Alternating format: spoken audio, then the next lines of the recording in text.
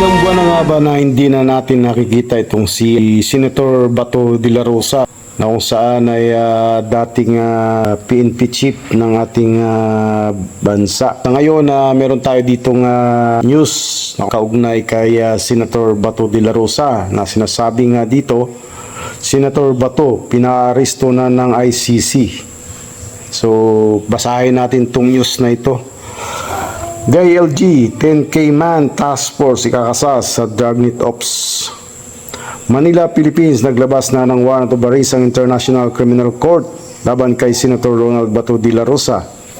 Base sa ulat na sa bansa na rin ng International Police o Interpol para makipag-ugnayan sa mga otoridad sa bansa para maaresto ang senador.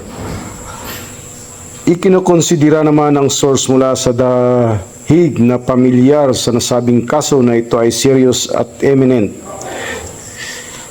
Sa gitna ng impormasyon na nais ng ICC na madala doon si De La Rosa bago magsimula ang formal na trial ni dating Pangulong Rodrigo Duterte ngayong huling bahagi ng buwan. According to information circulating here, the warrant is real and has already been released, sabi ng source. Hindi pa naman kinukumpirma ng ICC ang nasabing impormasyon habang isinusulat ang balitang ito at maging ang palasyo ng Malacanang. Si De La Rosa ang dating hipi ng Philippine National Police at malapit na makaalyado ng Duterte administration dahil sa anti-drug campaign ay kasama sa iniimbestigahan dahil sa kasong crimes against humanity ng dating Pangulo. Kaugnay nito, sinasabi naman ni Department of the Interior and Local Government Secretary John B. Crimolia na naghahanda na ang 10,000 man task force para sa posibleng pag-aresto kay De La Rosa sa sandaling maglabas na ng warrant of arrest ang ICC laban sa senador. As of latest updates, sa DILG is preparing a 10,000 task force for the dragnet operations in case a warrant of arrest for Senator Bato is issued. Wika ni John B. Crimolia. Tumanggi naman si Crimolia na magbigay ng iba pang impormasyon kaugnay sa deployment o kung kailan ito gagawin. Nilinaw naman ng kalihim na hindi pa natatanggap ng mga otoridad ang sinasabing arrest warrant. Nobyembre pa ng nakaraang taon na hindi na nagpapakita sa Senado si De La Rosa matapos pumutok ang balita na may warrant of arrest ng ICC laban sa kanya.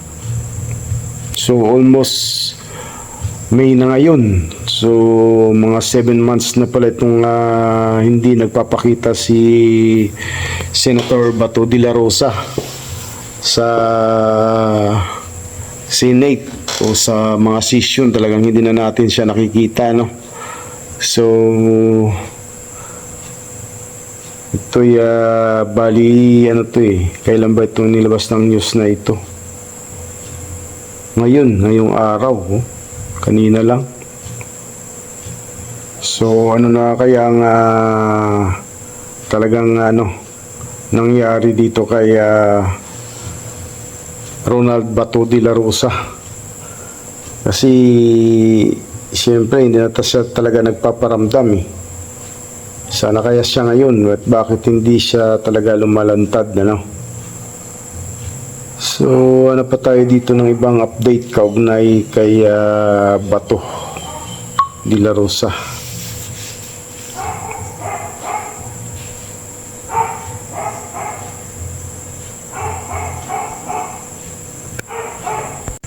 Sa kabila ng balita na ating nabasa, meron akong video na ibabahagi sa inyo rito na kung saan ay mukhang isang pagpupulong nangyari na ito sa, kung hindi ako nagkakamali nito sa part ng Mindanao to, kasi ang salita rito ni Senator Ronald Bato ay Bisaya, kaya't malamang doon nangyari ito sa Kabisayaan o doon sa part ng Mindanao. So, panoorin natin ang kabuuan ng video na ito. Ang Pilipino.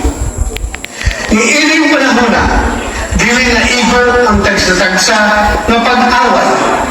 Kinahanglan nato ang usa ka tingog, usa ka direksyon, ug lig-ong baruganan, batok sa korupsyon, pag-abuso, o mga lakang na nagtumong sa pagpahilom sa oposisyon.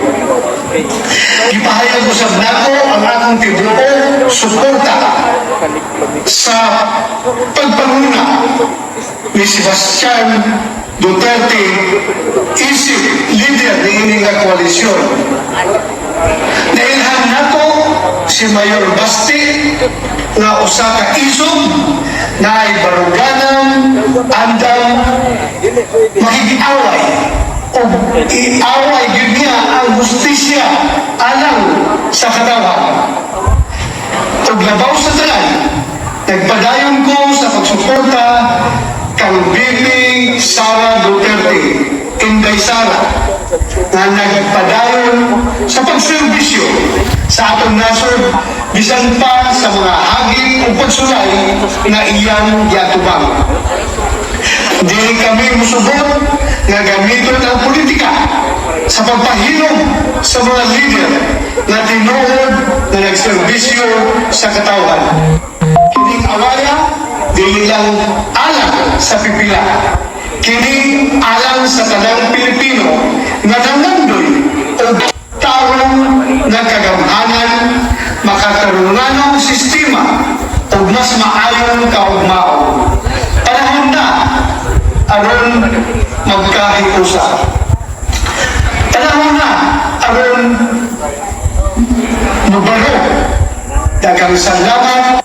Atin pong napanood ang video at salamat pong muli sa inyong pagbasa o panonood ng ating mga binabahaging balita kaugnay kay Senator Bato de la Rosa at sa iba pang mga update na ating ibinabahagi sa video na ito.